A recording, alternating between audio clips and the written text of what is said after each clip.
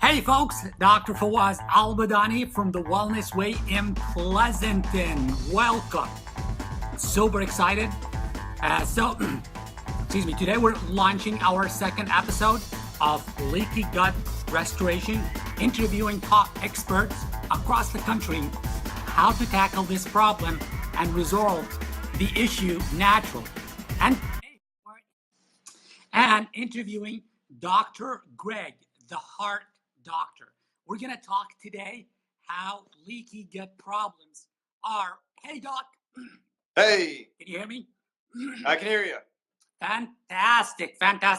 So just like I was saying, we're interviewing the heart doctor. We're going to be talking about the connection between leaky gut problems and heart diseases.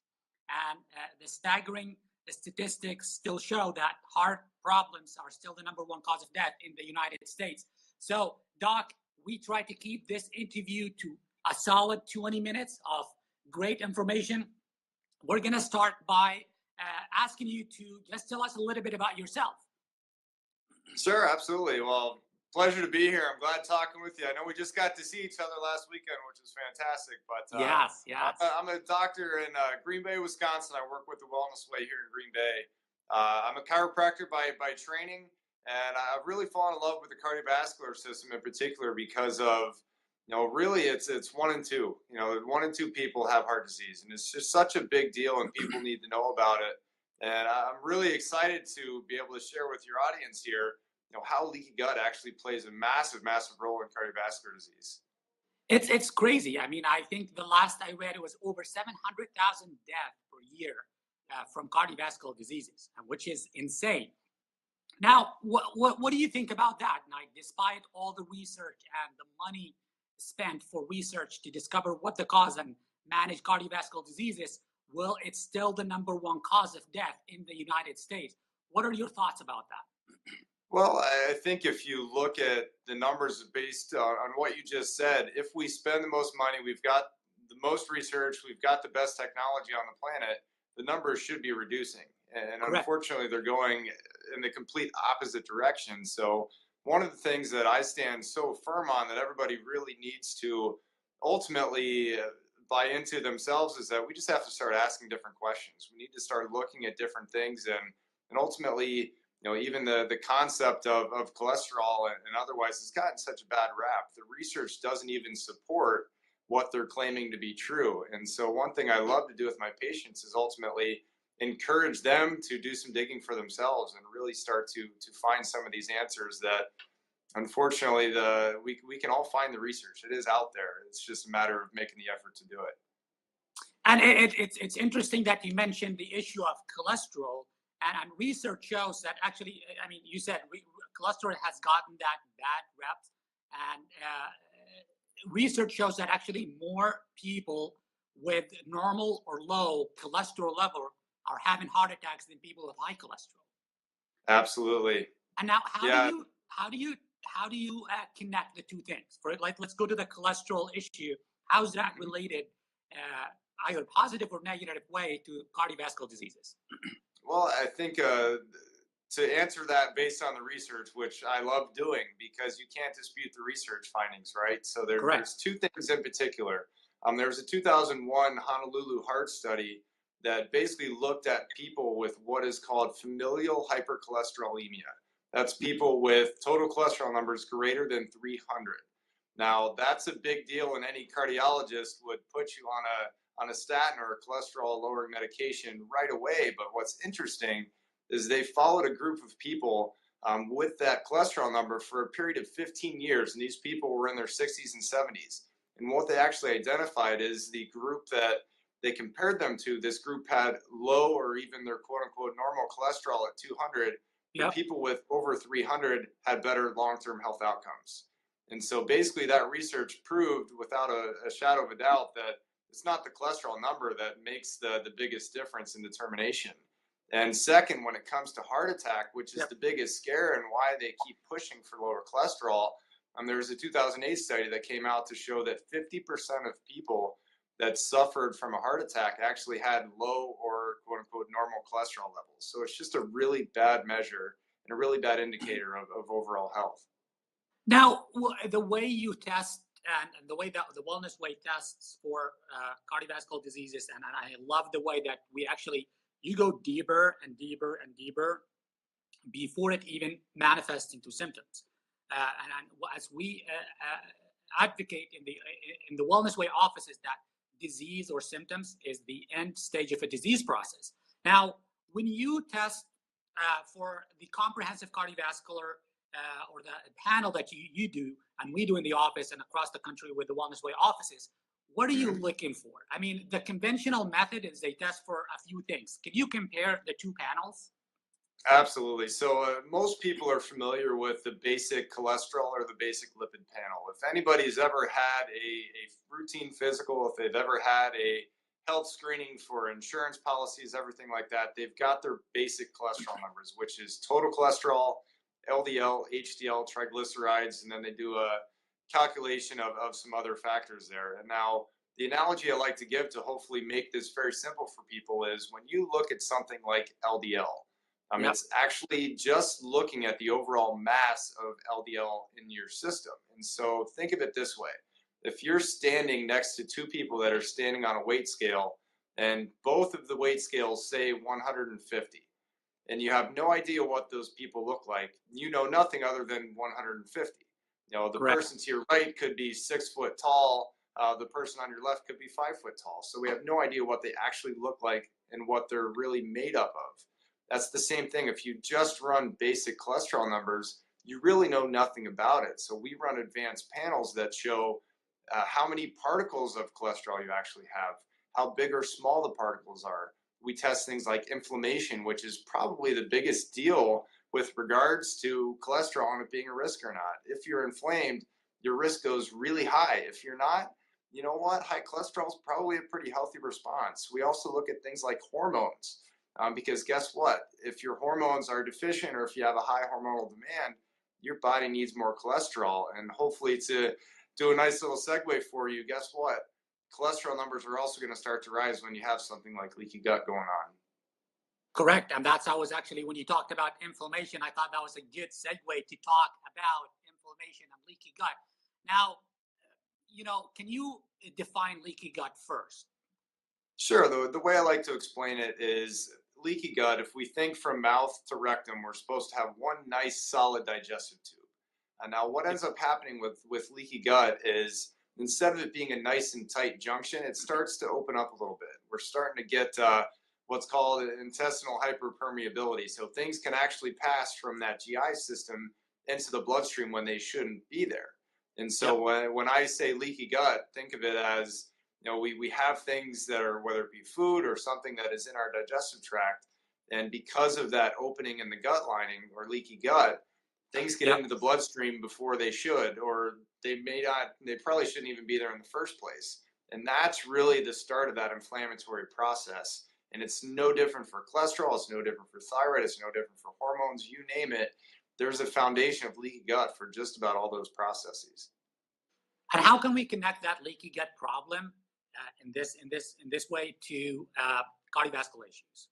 Absolutely. So when it comes down to it, once you have established that there's leaky gut and things go from that GI system where it should be and gets into the bloodstream where it shouldn't be, there has to be an inflammatory response. There's an immune response that takes place. And so where the cardiovascular system comes into play, that's happening in the blood vessel, which is the cardiovascular system, right? And so when that happens, there's one thing that comes onto the scene that really, again, gets the bad rap, and that's actually cholesterol. And so when you have something like leaky gut going on, you've got that inflammatory response, you need higher cholesterol levels to basically buffer that inflammatory response that's going on in your bloodstream. And so that's really how it ties into that cardiovascular realm. So cholesterol, it seems to me like it's not the bad guy here. I mean, cholesterol is doing what it's supposed to do. It's rushing to the scene of the inflammation to calm down the inflammation. It's a natural response. And I like what you said about cholesterol when you talked about it this past weekend, that high cholesterol is a normal response to a stress. So it's a normal physiological response. Now, I mean, you always hear this term, good cholesterol versus bad cholesterol. I mean, is there any basis to that or reality? Well, I think partially why they do it is to kind of simplify things, but it's a really bad simplification, unfortunately. So when Yeah. they say bad cholesterol, they're talking about the LDL. Now, why do they consider it bad? Because when it does come to plaquing, it is the LDL that contributes to the plaquing. And certainly, no, we don't want plaquing to occur, but that LDL is the same stuff that helps to minimize that inflammatory response. It's the same thing that produces hormone. It's the same thing that deals with our ability to respond to stress. So it's not bad at all. It's just it causes the plaque. That's why they consider it bad. And then on the other side, the HDL, why they consider it good, is that's the component that actually goes around and clears the plaquing away.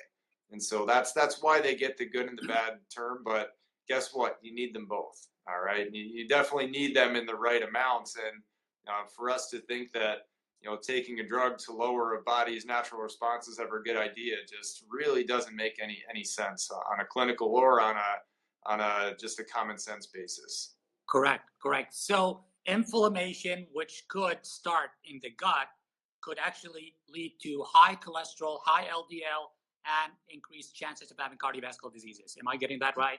100%. I'll give you a quick story here. So I had a gentleman that got the advanced cardiovascular test done, which was fantastic, but Yeah. he chose not to go down the road of addressing the leaky gut component, and that was almost shame on me a little bit clinically to not kind of persuade him a little more convincingly because of the importance of it. But fast forward, after working with him for about 5 months, we did some new testing numbers, and his numbers barely changed. And so basically the end result of that consultation was to say, okay, guess what? It's leaky gut. We should have been doing this remotely. We need to start to do things to really address that. That's how important it is. That's amazing. And when you test simple things like people like when you have a person like that where there is a really high chance of developing cardiovascular diseases or even heart attacks in this matter. I mean, how do you go about relaying that or the importance of taking the initiatives and the necessary steps to probably reverse? And is it reversible? If you already have inflammatory damage into your blood vessels and so forth, is it reversible? It's absolutely reversible. And of course, I'll make the blanket statement that it will always depend on the person. It depends on the severity that they initially come in with. But it is absolutely something that can change. And when it comes to that the whole process of working with somebody and getting them to kind of buy in, I guess you could say. Yeah.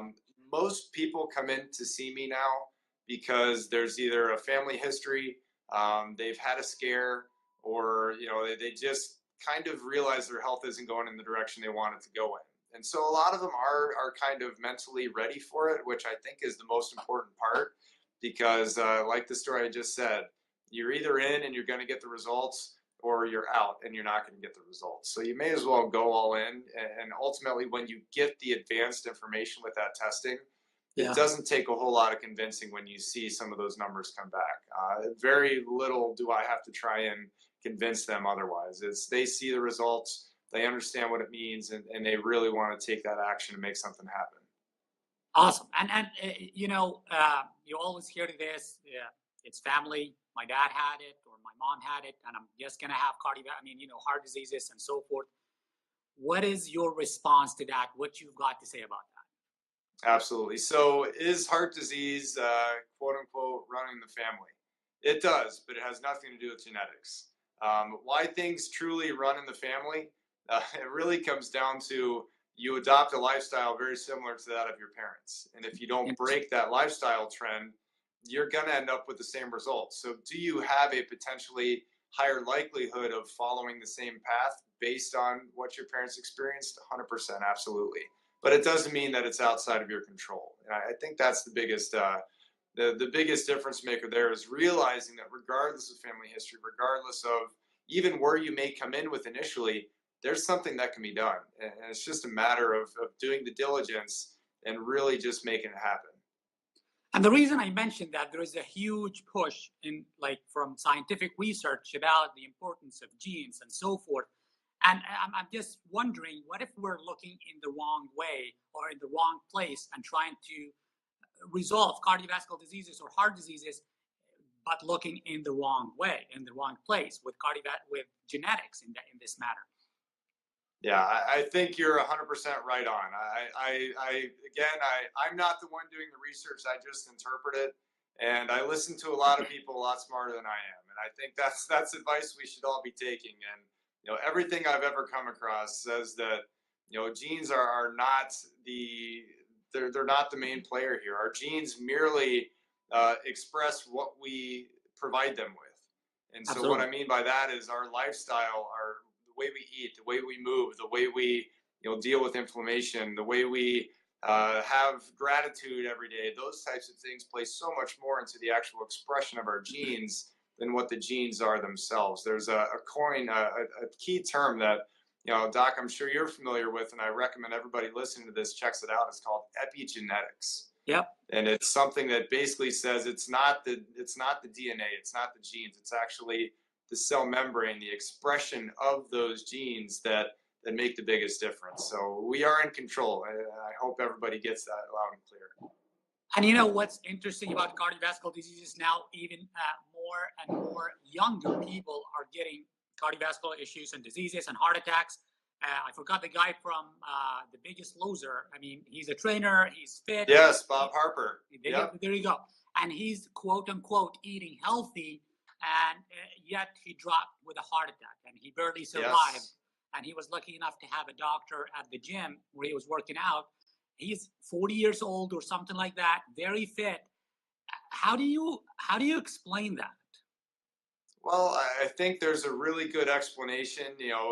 Number one is we see somebody like Bob Harper, who from the outside looks phenomenal, right? We know he exercises intensely. He just gives that physical appearance of health, but health is not about the external appearance. It's about what's really happening on the inside. And we legitimately know nothing about his true diet, his true habits. Correct. Again, I don't want to say anything negative about him because I don't know him, but maybe he had a consumption problem of some sort that was working against him. The one thing I do know, and they actually said this very clear, is the breakfast that he ate every single day and prescribed to everybody was a big bowl of oatmeal.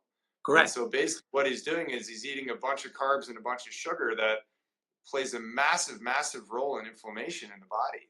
And so he's basically setting up himself to, even though he looks good, he's really wreaking havoc on the inflammatory process on his inside. And that's really, again, what I would venture to say led to that heart attack for him. And that's a very good example of the most people, when you ask them what health really is, or what do you think health is, they, feeling good and looking good is the number one answer. But in reality, health is not just how you feel and how you look, because he felt good and looked good until he dropped down with a heart attack. And it all circles back. It all circles back to that big word with inflammation and inflammation. How do you tell if you have inflammation?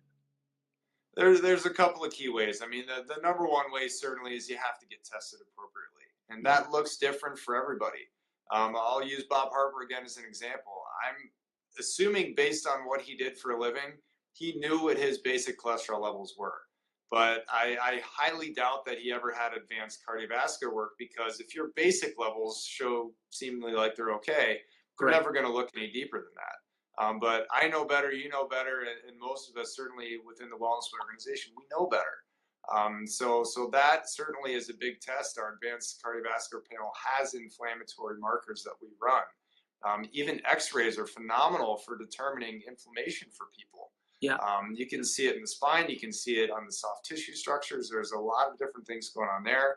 But you can even tell based on if after a meal, maybe you get bloating, or maybe you wake up in the morning really stiff, or maybe you get headaches. Maybe you've got, there's so many things that are really, you can all trace it back to inflammation.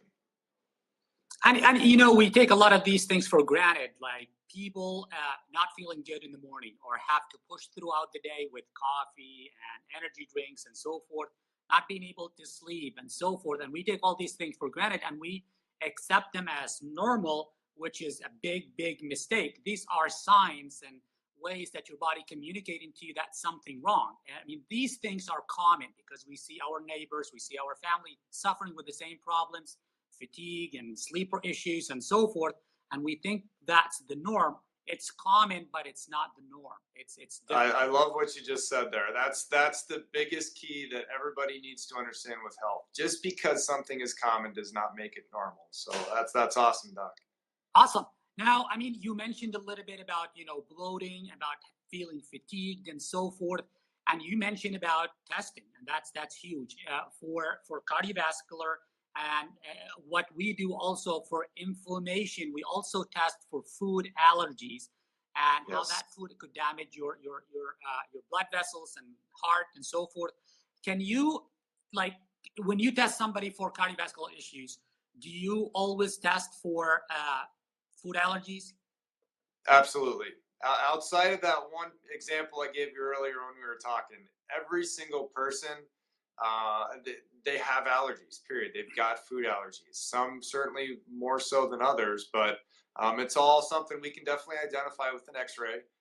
Now, we don't have to because there's certainly patients we actually see over the phone from all over the country in all of our offices. So, it definitely helps to physically see it to know, but I can promise you this: there's never been a food allergy test that we've recommended that didn't come back with food allergies. It's just by nature of the environment, of course the toxicity in a lot of the foods, and we could go down a whole rabbit hole right now, but it's gonna be there. It really will be, and it matters. It matters for everything. I mean, I read that's 95% of the people actually have food allergies and they don't even know about it. And I was surprised when I did my own allergy testing for foods, and I came back positive for 32 food items that I was allergic to. And looking at it, I was feeling good. I was looking good. I mean, I work out, I do what I'm supposed to do, and I eat healthy. And most of these things that came back positive were actually healthy things: broccoli, Brussels sprouts. I mean, things I was actually surprised to see. Yes. And that was actually damaging my body, inflaming my blood vessels without even me knowing that. And that's the biggest thing about inflammation. Now, if you find out that you have inflammation or you suspect you have inflammation and you went to a Wellness Way doctor, here's the thing. Could you go to your doctor and get tested for this inflammation? Certain places can do certain ones, but most of the time they don't. They really don't. So yeah, it does take a unique doctor looking at things in a unique way to get the right testing done. And that, I love what you just said. It takes a unique doctor to look at it from a different perspective, because even if you get tested and you show that test to your medical doctor or cardiologist or something like that, they're probably going to ignore it till you have symptoms, or if they actually address it, it'll be to suppress the symptoms. Now, after you find the right doctor, and I am going to say that it has to be a Wellness Way doctor, and we have about 54 clinics across the country right now. So there is no lack of good doctors, Wellness Way doctors. And the reason the Wellness Way is spreading like wildfire because we get results. Now, after you find out what's causing your problem and what's causing your inflammation, what's the next step on that? Well, really what the next step is, first thing I would say, if anybody is listening for the first time, maybe they're skeptical, maybe something just clicked, the best advice is go to one of our inflammation talks that we host. That's something that every one of our offices around the country will host an inflammation talk, because you get to hear more about the big picture of just how we approach things and what we look for with inflammation. And ultimately you get the opportunity to talk to a doc and really just figure out, okay, I've done X, Y, Z in the past. Maybe a little bit of it's working, maybe none of it's working, but really what it comes down to is an individualized approach then based on the testing that's necessary to identify the triggers. We've got to know what's causing it to happen. And when we can identify that, it's just putting the work in from there. I mean, the more I dive into the leaky gut problems and I see the connection, just like we're talking today about cardiovascular issues, hormones we talked about a week or so ago, autoimmune diseases. Now, if you identify that you have leaky gut problems, is that reversible, or you have to deal with that for the rest of your life? Well, I think there's always going to be some component of leaky gut, just by nature of, again, the toxicity we live in and the stress we're under, and the GMOs and all of those types of things. But is leaky gut? Can you heal leaky gut? 100% yes. Can you reverse food allergies? 100% yes. So again, there's a lot of hope. There's a lot of control that you have in your hands. But guess what? Health is not an end destination. It's a constant journey. And so if you think even with something like leaky gut that you can just, spend 3 months diligent and it's going to just be gone all of a sudden, you have to always step back and say, how did I get here in the first place? It's a constant journey. Awesome. Awesome. And I love the fact that you mentioned the testing, because that's what we base our clinical approaches is based on testing. And with one thing about the Wellness Way is we love testing, but we also love retesting even more. And what's unique about this, if you got tested at your medical doctor for, let's say, cholesterol, they'll tell you if you're not high enough, they'll tell you come back and they'll retest you the following year, and you'll see your numbers climbing. I see people bring in their labs into the office and they got tested 4 years ago, and then 3 years ago, and 2 years ago, and you see that number climbing up, and the doctor never did anything about it until it was bad enough and serious enough. But when it comes to our approach, we love testing, but we love retesting, because when we retest, we see the benefits, we see better results, we see the improvements. And when it comes to that way of living and approaching health, I think that's what we need. But like we're looking at it right now, it's still the number one cause of death in the United States. Yeah, I think you made a really good point there. Is true health is all about the numbers, the objective information that tells us, yes, this is working the way that it should. But in the same sense, you and I both know we want our patients to feel better as fast as possible. So we're not certainly ignorant or otherwise with regards to our patients feeling better, which is great. We want that to happen as soon as possible. But if we did base our health just based on how we were feeling, we would continue to go in the direction we're going. So we need to rely on that testing. Correct. And Doc, I know you're an athlete, and you don't have to take off your shirt and show us how ripped you are. I believe you, and I've seen you in person. But like as an athlete, like we just talked about Bob Harper, and he was an athlete looking a certain way and doing feeling a certain way. As an athlete, how does inflammation play into your lifestyle, and what do you do to counteract inflammation? That's such a huge topic, and I'm glad you brought that up, because I think with anybody who is an athlete, has ever done anything athletic, honestly, anybody who exercises is an athlete. Correct. In and of that point. So, basically what physical activity or athletics does is it puts our body in a stress response. It creates inflammation. There is muscle damage. There is a necessary process that has to take place, and that's called recovery.